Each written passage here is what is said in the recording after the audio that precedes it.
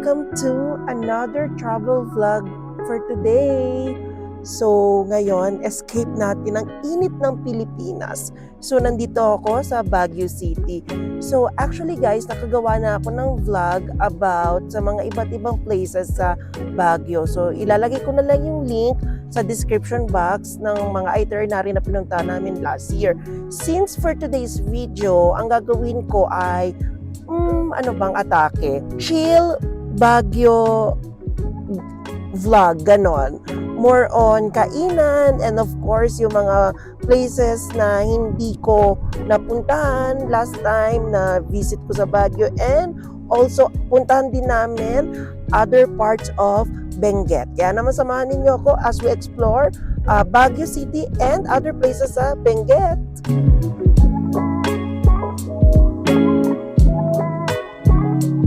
First stop guys, dito sa Baguio ay ang Baguio Night Market. So maghahanap ako ng food dito kasi sobrang gutom ko guys. So samahan ninyo ako at maghanap tayo ng pwede nating makain dito. Pagbilan po, tanghulo isa tapos isang mais po. Yung may cheese. Tikman na natin. So ito yung tanghulo tapos ito yung mais. Ang init. Tanghulo yung mais. Ito muna yung tanghulo. Tikman natin.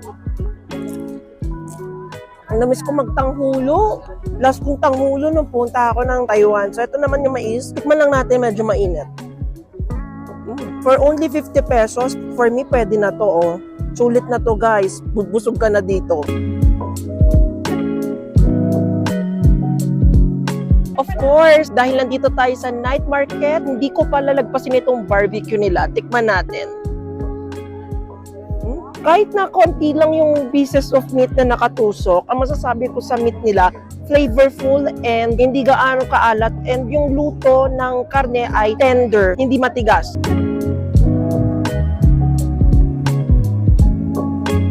First time kong matitikman ang ginatawag nilang coin pancake. So sa kanila ay 10 won, pero actually sa iba ay 100 yen, 10 yen coin something. Tikman natin, guys. Dapat stretch ito. Pag hindi to stretch, ibabalik ko to ate. Charot. Charot lang sa manaw galit. Tignan natin, guys, kung stretchy. Kung in order. In fairness, stretchy, lumalaban. Ang init. Kabog. Kita nyo yan, stretchy, oh. Hindi tayo binigo ni ate. Tikman natin, guys.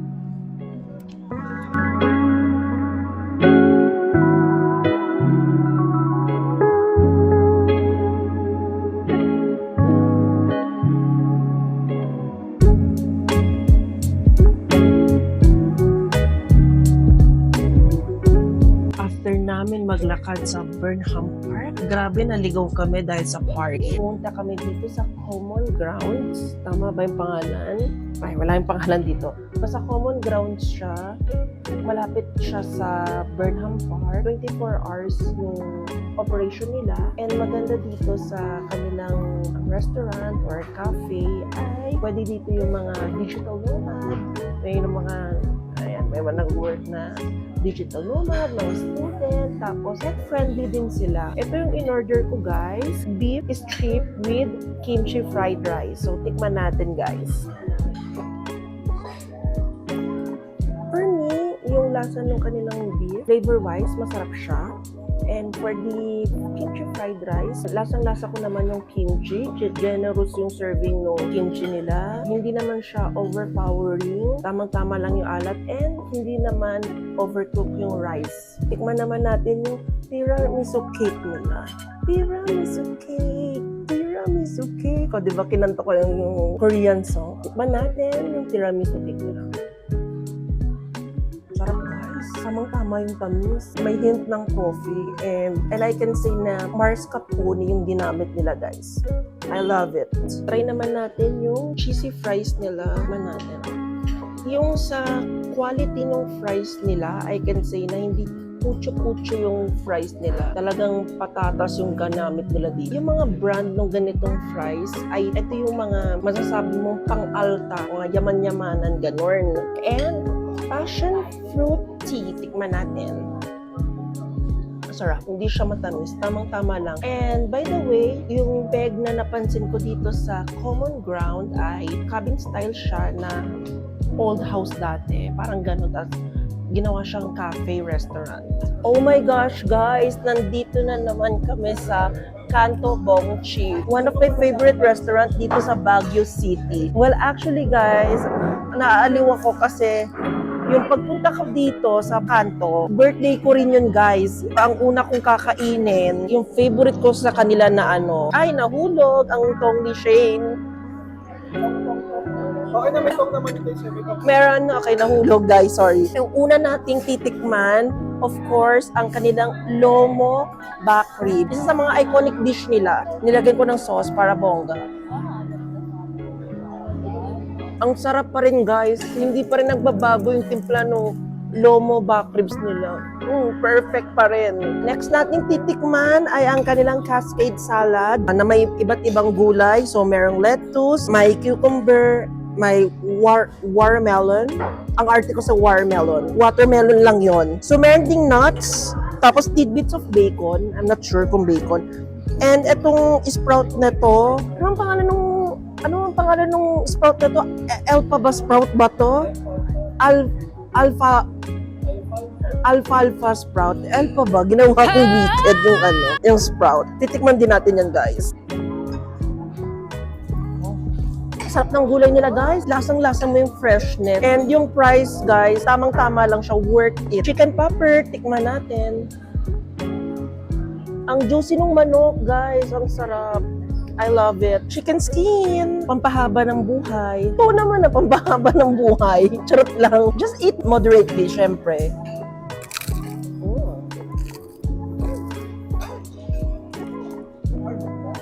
It was at this moment that he knew. He fucked up. Oh my gosh! Ang sauce! Oh my gosh! Sira naman yung mo. Hindi, jacket naman to. Ayun, damit mo, meron na rin. Meron? Meron ako sabon. Kainom mo na yan. Ba yan? Wait lang guys. Mantsahan ako. Masarap yung nila, chicken skin malutong. Punasan ko lang to.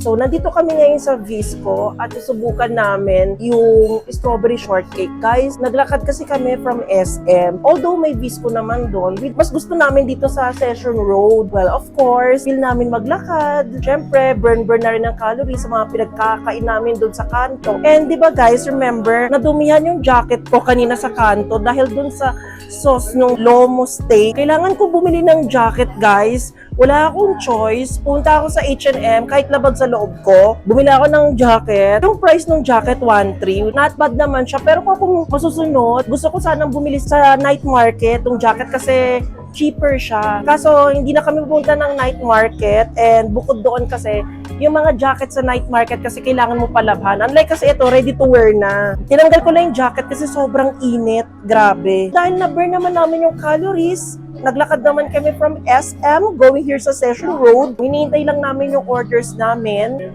Ay, wait lang. Oh. Ano kayo? Birthday to you. Happy birthday, happy birthday. Happy birthday to you. Bakit 32? 32 na pala ako. Kala ko 23 yung ilalagay nyo, guys. Thank you. So, bablow ko na yung candle. So, marami akong wish.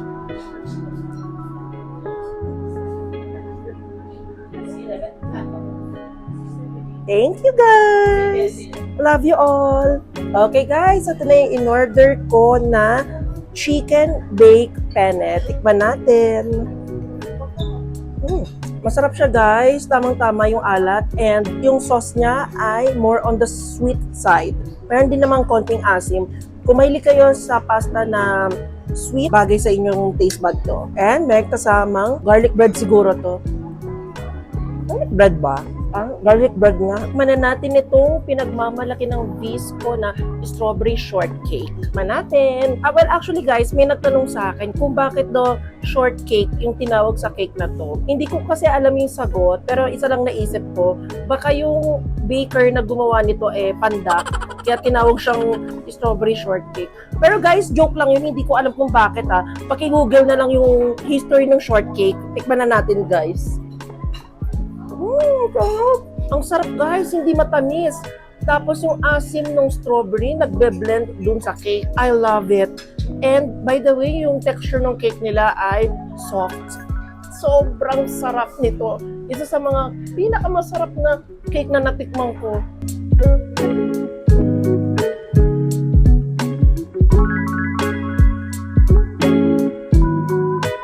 We're here sa Mount Camisong Forest Park. Instead na maglakad kami dahil sa katamaran, naki-ride na lang kami dito sa parang golf cart something. Well, actually doon lang pala, hindi naman pala malayong lalakaran.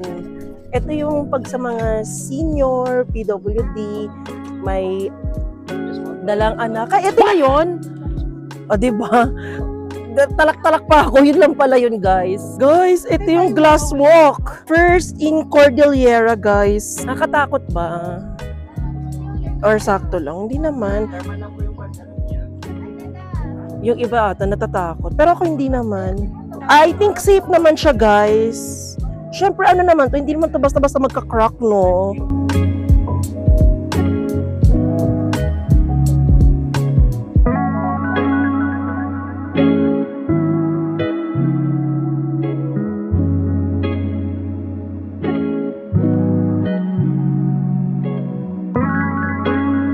Masasabi ko sa Mount Camisong guys, sulit naman yung 500 pesos for me. Pero kung tatanungin nyo ako kung babalikan ko pa yung Mount Camisong, wag dadalawang isip ako. But with the amenities guys, masasabi ko, okay naman yung amenities, well-trained yung mga staff, tapos kahit na may mga stairs, well-maintained, or siguro dahil bago pa lang siya. By the way guys, may dalawang kainan dito. Yung isa ay Fine Dining Restaurant by Tony Fowler. Charot lang. Yung isa, Fine Dining Restaurant. Pero kasi since naka-crocs ako, bawal talaga kasi naka-crocs guys. And syempre, pag fine dining, medyo syala-syala. Baka hindi afford ng budget. So dito na lang kami sa Marahuyo Cafe. So yung food naman nila dito, I can say na for a decent cafe, affordable siya.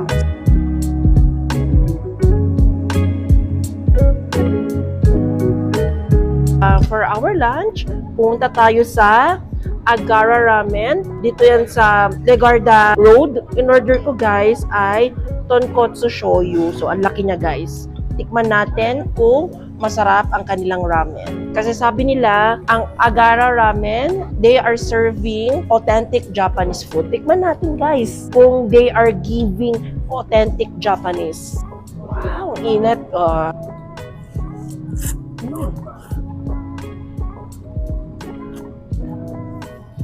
Sarap guys. Ganito yung mga lasa ng mga nasa masasarap na Japanese restaurant. I love it guys. Yung karne, hindi overcooked. Tapos yung noodles, hindi rin siya soggy. So, good job. So, next naman natin titikman ay ang Wagyu beef cubes nila. Tikman natin guys. First time ko makatikim ng Wagyu. Hindi ko alam kung ano magiging feeling ko pag nakatikim ako ng Wagyu cubes. Ang lambot ng karne, tapos juicy yung beef. Hindi siya maanggo. I love it. So, ito naman Hirata Bao. Tikman natin, guys. Malambot yung tinapay. Yung sa feeling, gusto ko siya more on the sweet side. So, ebi tempura. Tikman natin, guys. Okay siya sa panlasa ko, yung tempura nila. Oh, gyoza, guys. Tikman natin. Sarap din yung gyoza nila. Yung lasa niya ay hindi rin nalalayo sa mga Japanese restaurant. Nagustuhan ko.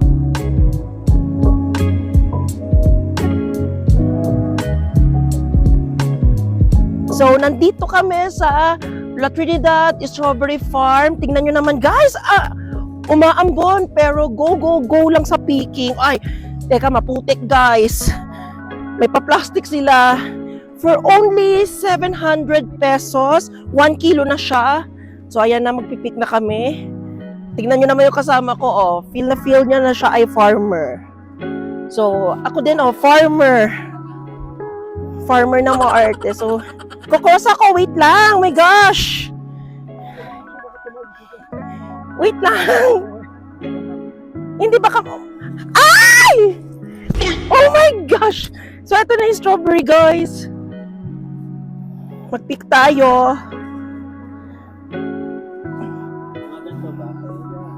Yan, ang laki, oh. Oo.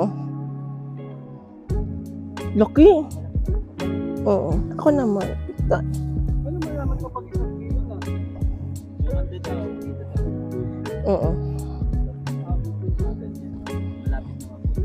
Kuha tayo ng medyo. Ayun ito.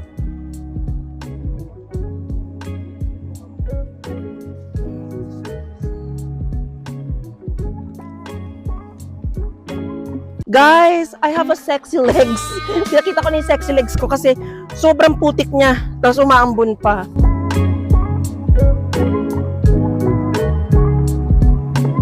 Guys, nandito kami sa Good Taste, isa sa mga OG restaurant dito sa Baguio City na kilala na nagsiserve ng malaking portion ng pagkain na affordable yung price. For example, itong bird nest soup na in-order namin, sabi nila good for 4 ito. Eh mukha naman siyang hindi good for 4. Mukha na siyang good for 10. Since nagugutom na kami, kain tayo guys. Ito yung mga in-order namin. Merong fried rice, chicken chop suey, saka hot and spicy buttered chicken. Tikman natin guys. Chicken.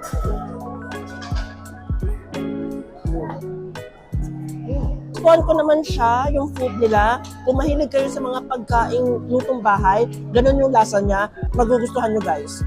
Tikman naman natin yung kanilang bird nest soup. Di ba slimy siya guys? Parang siyang glue. I like the soup, hindi maalat. Tamang-tama yung lasa. I love it. So, midnight snack naman tayo guys. So, after natin mag-good days, lakad-lakad sa Session Road.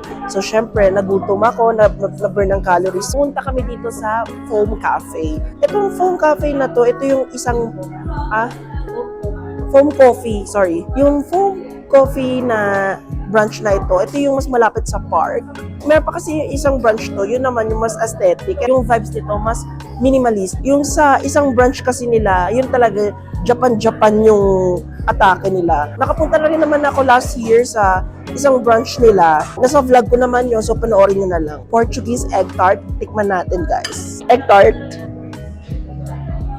Masarap, hindi matamis. And nakikita nyo naman ang kanyang crust, flaky guys. You know, buttery. I love it. Yung strawberry foam latte naman, tikman natin guys. Haluin natin kasi nandun yung strawberry. Sarap guys.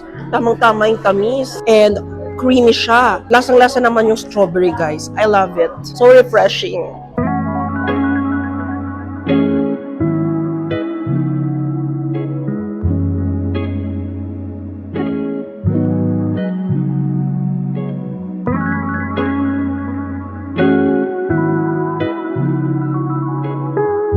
Bagong kainan dito sa Baguio City. Na-discover ko sa TikTok. Ang hirap kasi pronounce nung pangalan, Jejve Cafe. Pakihanap na lang yung correct pronunciation. Ito yung Turkish coffee nila. Nakita nyo naman na brino siya through sand. So, di ba, may pa Louis Vuitton. Sana all. So, tikman na natin guys ang kanilang Turkish coffee. So, by the way, maliit lang naman yung in-order ko. And ang in-order ko sa kanila ay latte. So, with milk. Tikman natin. Sarap guys, I love it. Yung kape niya hindi maasim, creamy. Yung kanilang Turkish coffee, I love it guys. And ang ganda ng view, oh. Kitang-kita nyo ang view ng Baguio City. So this ends our video. Oh my gosh, nag-enjoy ako sa aking Benguet trip. Ang dami kong nakain, sobrang nabusog ako. And definitely guys, babalik at babalikan ko ang Baguio City and Benguet. So yun lang guys, alam nyo nang gagawin ninyo. Subscribe, like, and hit the notification bell para lagi kayong updated. And also follow my social media accounts. So, yun lang guys. Bye! Love you all and see you sa ating next video.